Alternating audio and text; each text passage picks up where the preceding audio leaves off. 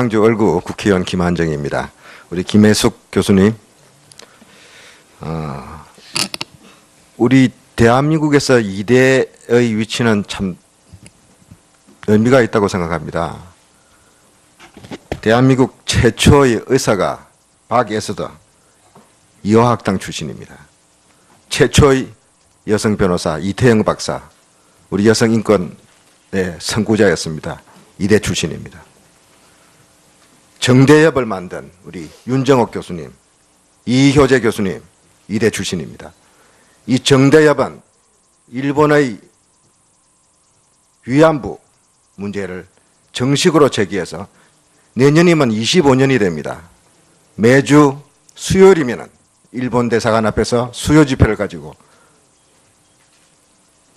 이 문제에 대해서 국제 여론화하고 일본의 전쟁범죄 사죄를 요구해 왔습니다. 그리고 박정희 시대, 전두환 시대 많은 민주화 운동가를 배출했고 앞장서서 싸운 대학입니다. 그런데 이런 대학이 오늘 이런 사태를 맞아서 굉장히 가슴이 아플 거라고 생각합니다. 소회를 좀 말씀해 주십시오. 제가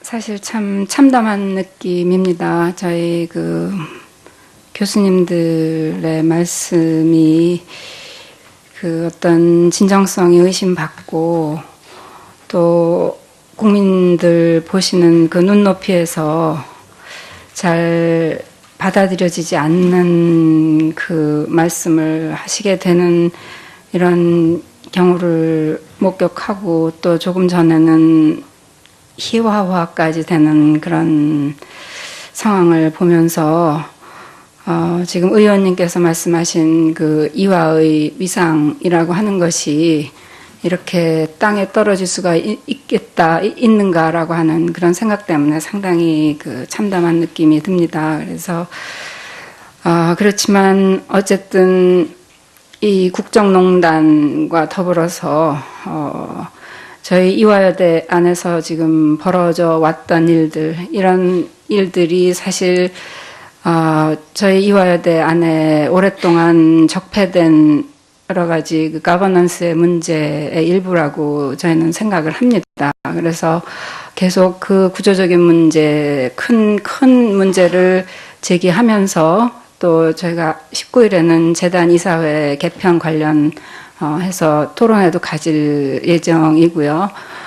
이번 기회가 저희한테는 굉장히 저희 과거를 반성해 보면서 앞으로 학생들이 보여준 그러한 어떤 열정과 어떤 순수한 에너지 이런 것들을 모아서 다시 초창기 이화여대가 가졌던 소명의식, 여성교육에 대한 그리고 좀 더 인간화된 미래에 대한 그런 소명의식을 다시 회복할 수 있는 기회가 되리라고 생각을 하고 이화는 새롭게 거듭날 수 있는 그러한 저력을 가지고 있다고 생각을 하고 여전히 많은 선생님들이 그러한 소명의식을 갖고 성실하게 자기 자리에서 노력하고 있다고 생각을 합니다. 예, 말씀 감사합니다. 꼭 그렇게 됐으면 좋겠습니다.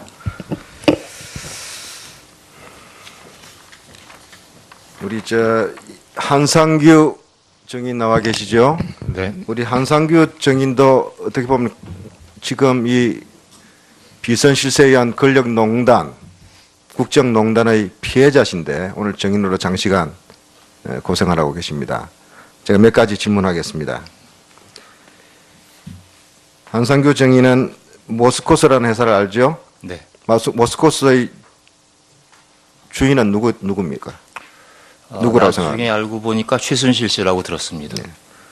포레카는 어떤 회사입니까? 포레카는 포스코의 계열 광고회사였었습니다. 자, 한상규 씨가 대표로 있는 컴투게더는 포레카 회사를 인수하려고 했었죠? 그렇습니다. 그런데 상당한 방해가 있었죠? 네. 또 협박이 있었죠? 그렇습니다. 어떤 쪽으로부터 협박이 있었습니까? 그 당시엔 몰랐는데 지금 알고 보니까 최순실 씨와 박근혜 대통령까지 배후에 있었고요. 그 당시에는 그들의 밑에 있는 포레카의 김영수 대표와 모스코스의 김홍탁 대표, 모스코스의 김경태 이사 이 세 명이 초기에 저를 협박했습니다. 그 구체적인 협박 내용을 좀 소개해 줄 수 있겠습니까? 예, 포레카를 인수하고 지분을 80%를 내놓으라고 협박을 했습니다. 누가 그랬습니까? 김영수와 김경태가 했습니다.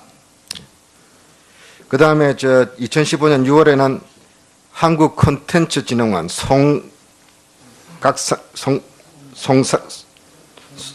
송성각 원장을 만난 적이 있죠? 그렇습니다. 송성각 원장으로부터 또 위협을 받았죠? 예, 제가 그 3명으로부터 3개월 동안 협박을 받다가 말을 안 듣고 제가 10% 계약금을 내고 단독으로 인수할 준비를 하니까 그때 그 협박을 바톤 타치를 하고 송성각 컨텐츠진흥원장이 나서서 저에게 하여튼 여러 가지 불이익이 갈 거니까 항복하라고 협박을 시작했습니다. 심지어 최순실 쪽에서 가만 안 둔다. 막말로 묻어버린다 하더라. 네, 다치니까 그런 얘기를 회사 인수 했습니다. 포기하라 이런 식으로까지 이야기가 왔었다고 했죠. 네, 그렇습니다.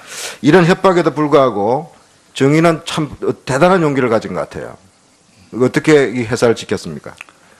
예, 저는 뭐 특별히 제가 정의롭거나 특별히 용감하진 않습니다. 다만 저희 가족과 저희 직원들을 지키기 위해서 굴하지 않고 끝까지 버텼을 뿐입니다.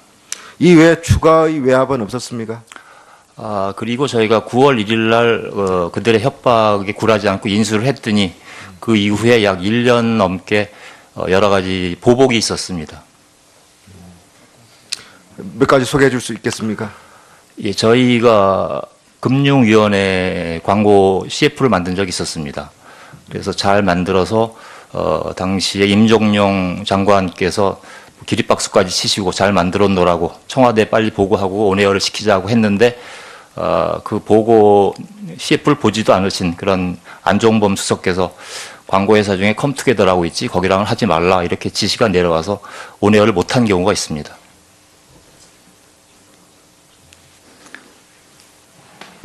네. 네. 이렇게 해서 지금 이게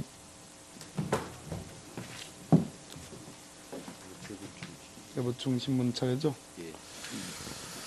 네, 다음은 보충 신문이 이제 끝났습니다. 재보충 신문을 하도록 하겠는데요. 제가 있으니까 다 하는 방향으로.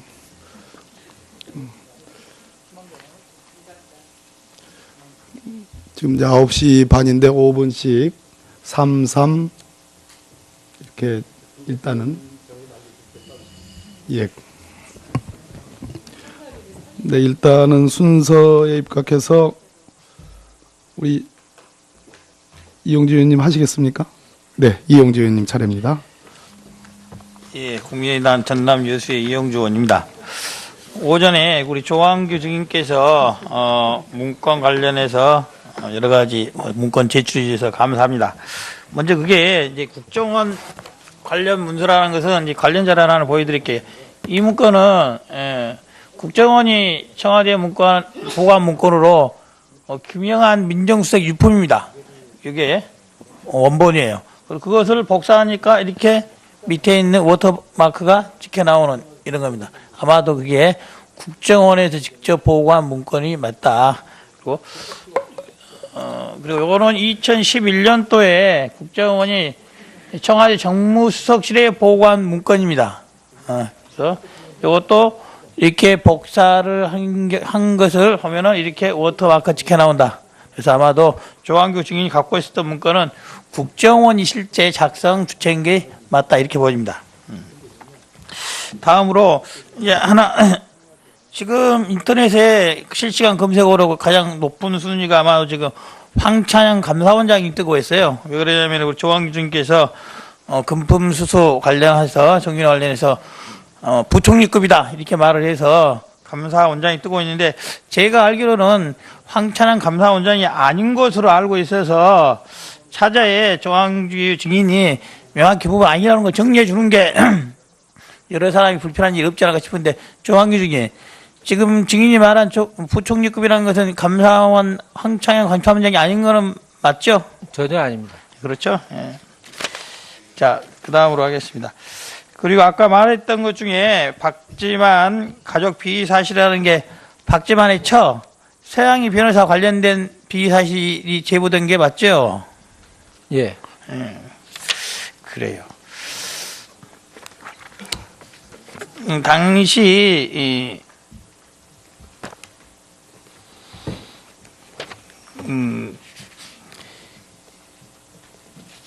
당시 갖고 있던 문건 중에 고국장, 국정원 고국장 관련한 내용이 포함되어 있었죠. 시중 여론이라는 문건 중에 기억나십니까? 그 부분은 좀 기억이 나지 않습니다. 아, 그 부분 기억 안 나요? 예.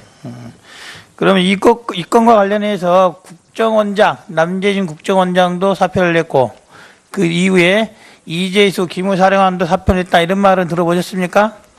오늘 아침 세계일보에 보도가 됐습니다. 그래요.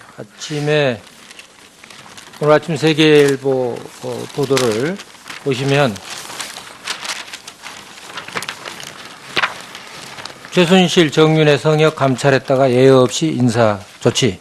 남재준 국정원장과 이재수 기무사령관에 대한 보도가 났었습니다. 보니까 거기에 나와 저도 오늘 아침 보고 알았습니다. 예, 문건 내용대로 다 되어 있는 것 같아요. 자, 이게 조금 전에 조항기 증인이 나눠준 호소문 아니겠습니까? 예. 예. 그리고 이게 증인이 세계일보를 상대로 한 소송 관련된 문건이죠. 그렇습니다. 이 문건의 4페이지를 보면은 이 여파로 서울지방국세청 조사 4국에서 2015년 1월 20일에 통일교 계열의 청심, 진흥, 레저, 파닐리스트 등의 세무조사 착수했다. 이렇게 되어 있습니다. 사실이죠. 사실입니다. 이 건이 이게 지금 김영하 민정수석의 2014년 11월 26일자에 써져 있는 겁니다.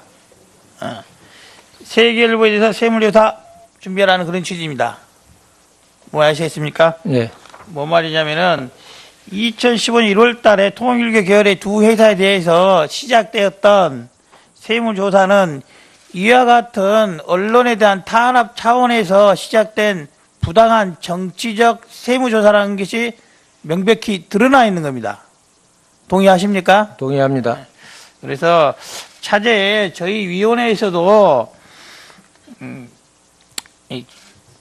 청와대가 언론을 탄압하기 위해서 국세청 조세권을 남용해서 이와 같은 세무조사에 착수한 것이 명백해진 이상 서울지방국세청을 상대로 이와 같은 세무조사가 어떻게 이루어졌는지에 대해서 그 경위를 한번 파악해 주셨으면 합니다. 이상입니다. 예, 존경하는 이영주 의원님 수고했습니다. 그리고 요청하신 내용에 대해서는 위원회가 적극적으로 검토해서 또 위원님들께 보고를 하도록 하겠습니다. 다음은 새누리당 하태경 위원 예. 신문해 주십시오. 예, 먼저 오전에 제가 대학교 부정입학 사례 제보를 부탁드렸는데 지금까지 10여 건 제보가 왔습니다. 협조해 주신 분들께 감사를 드리고요. 그 중에 이화여대 것도 있고요. 여기 보면 이화여대 부정입학 사례가 추가로 또 있고 또 최근 것도 있고 과거 것도 있고 그렇습니다. 그래서 제가 오늘 한번 여쭤보겠습니다. 이대 우리 남궁 증인 최근 한 5년 내지 10년 사이에 정유라 말고 또 다른 부정입학이 있을까요? 예, 아니오만 해주세요. 그건 제가 모릅니다. 네. 예, 우리 김혜숙 증인. 저도 모릅니다. 최원자 있을까요? 없을까요? 그냥. 김경숙 증인. 예, 아무튼 없길 바라겠습니다. 여기 이 제보가 온 것은 좀 믿기 어려운 내용도 있고 한데 아무튼 다 확인을 해서 사실관계를 따져보도록 하겠습니다. 그리고 우리 김상률 증인. 제가 이제 박근혜 정부 인사 중에서 제일 좀 수긍할 수 없는 인사가 우리 김상률 증인입니다. 일단 물론 지금 시점에서는 박근혜 정부가 어떤 보수주의 국정 철학을 가지고 있는지 의심이 됩니다. 실제로는 보수주의가 아니라 겉만 보수고 그 속은 최순실주의가 아니냐. 최순실 이익에 맞는 인사는 오케이고 안 맞으면 노인 그런 인상과 같은데 처음에는 보수 국정 철학이라고 생각을 했고 그래서 한번 확인해 보겠습니다. 김상률 수석 저서 차이를 넘어서 보면 북한의 핵무기 소유는 약소국이 당연히 추구할 수밖에 없는 비장의 무기 이런 내용이 있죠. 예 아니오만 답변해 주세요. 예.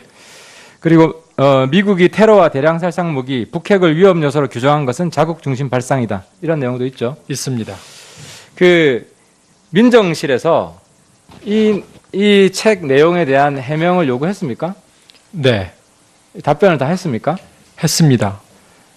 그런데 왜 제가 그 요구한 질의 내용 전달 못 받으셨습니까? 못 받았습니다. 정무수석에서 전달 안 해주던가요? 언제 말씀이십니까? 그때 임명될 시기에만 2014년 예, 예. 네, 못 받았습니다. 못 받았습니까? 네네.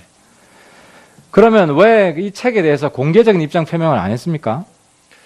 그때 조선일보를 통해서 제가 그 간단하게 공개적 입장을 표명을 하기를 저는 대한민국 헌법적 가치를 수호하고 북한의 비핵화에 대한 확고한 신념이 있다라는 말씀을 드렸습니다. 그리고 제가 차이를 넘어서 서문에 보면은 한미 관계가 대단히 일단 우리나라에 알겠고요. 중요하다고 역설을 당시에 했습니다. 민정수석실에 누구한테 해명했습니까? 권오창 비서관이었던 것 같습니다. 권오창이요. 네네. 그런데 왜 김기춘 실장은 지난 며칠 전에 나와서 이런 얘기를 했어요. 공직 기강에서 검증을 해서 몇 가지 문제가 있어서 보고도 되고 했는데 그것이 관철이 안 되고 임용이 되었다. 이제 문제가 있었는데 임용이 되었다는 이야기를 했습니다. 왜 했을까요? 여기 나와서 증언한 겁니다. 네, 증언하시는 거 봤습니다. 네. 그 이해는 안 되셨겠네요. 그때 제가 제 저서에 표현된 부분에 대해서 미숙한 부분은 송구스럽게 생각하지만 제가 친북이나 반미주의자가 아니라는 걸 충분히 해명을 했습니다. 알겠고요. 그런데 그건 해명 그렇게 하는 것이 아니고 생각이 어떻게 바뀌었는지 구체적으로 설명을 해야 되는데 정치하려는 분도 아니시고 네. 국가의 이념을 책임지고 있는 분이 그렇게 가볍게 해명하는 것은 국민을 우롱하는 거죠. 그래서 제가 아직도 수용할 수 없는 겁니다. 책임이 없어요. 자세하게 해야죠. 자세하게. 그때는 왜 그렇게 썼고 중간에 무슨 과정이 있었고 그래서 지금 이렇게 생각한다. 근데 결과만 이렇게 딱 하면 그걸 어떻게 믿을 수가 있습니까? 지금 그 의원님 말씀하신 거 내용을 정무수석실 통해서 제가 들었습니다. 그래서 거기에 대해서 좀 전에는 안 들었다 그래놓고 또 그것은 제가 약간 착각한 거고요. 그러니까 민정수석실을 통해서는 그렇게 검증을 받았고요. 일단 알겠습니다. 어쨌든 네. 못하셨고 시간이 지나갔고 기회는 사라졌습니다.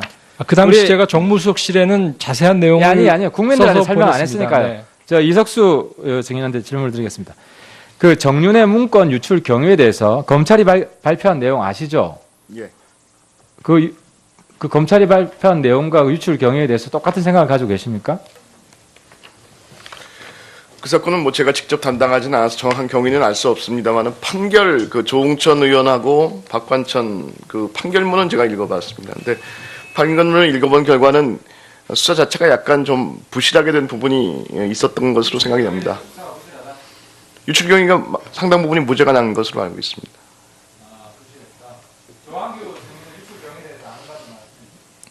저는 유출 경위를 알 수가 없습니다. 저희들은 이제 반대로 입수 경위라고 하는데요. 입수 경위는 그냥 경찰 측으로부터 했다. 그거는 제가 모릅니다. 왜냐하면 취재 기자한테 물어보지 않았습니다. 통상 취재원 보호 차원에서 누구한테 입수했느냐 이런 물어보지 않습니다. 예. 그렇지만 어쨌든 이 국정농단과 더불어서 저희 이화여대 안에서 지금 벌어져 왔던 이런 일들이 사실 저희 이화여대 안에 오랫동안 적폐된 여러 가지 그 가버넌스의 문제의 일부라고 저희는 생각을 합니다. 그래서 계속 그 구조적인 문제, 큰 문제를 제기하면서 또 저희가 19일에는 재단 이사회 개편 관련 해서 토론회도 가질 예정이고요. 이번 기회가 저희한테는 굉장히 저희 과거를 반성해 보면서 앞으로 학생들이 보여준 그러한 그 어떤 열정과 어떤 순수한 에너지 이런 것들을 모아서 다시 초창기 이화여대 가졌던 소명의식, 여성 교육에 대한 그리고 좀 더 인간화된 그 미래에 대한 그런 소명의식을 다시 회복할 수 있는 기회가 되리라고 생각을 하고 이화는 새롭게 거듭날 수 있는 그러한 저력을 가지고 있다고 생각을 하고 여전히 많은 선생님들이 그러한 소명의식을 갖고 성실하게 자기 자리에서 노력하고 있다고 생각을 합니다. 예, 말씀 감사합니다. 꼭 그렇게 됐으면 좋겠습니다. 내년이면 25년이 됩니다. 매주 수요일이면은 일본 대사관 앞에서 수요 집회를 가지고 이 문제에 대해서 국제 여론화하고 일본의 전쟁 범죄 사죄를 요구해 왔습니다. 그리고 박정희 시대, 전두환 시대 많은 민주화 운동가를 배출했고 앞장서서 싸운 대학입니다. 그런데 이런 대학이 오늘 이런 사태를 맞아서 굉장히 가슴이 아플 거라고 생각합니다. 소회를 좀 말씀해 주십시오. 제가 사실 참 참담한 느낌입니다. 저희 양주 얼구 국회의원 김한정입니다. 우리 김혜숙 교수님, 우리 대한민국에서 이대의 위치는 참 의미가 있다고 생각합니다. 대한민국 최초의 의사가 박에서더 이화학당 출신입니다. 최초의 여성 변호사 이태영 박사, 우리 여성 인권의 선구자였습니다. 이대 출신입니다. 정대협을 만든 우리 윤정옥 교수님, 이효재 교수님, 이대 출신입니다.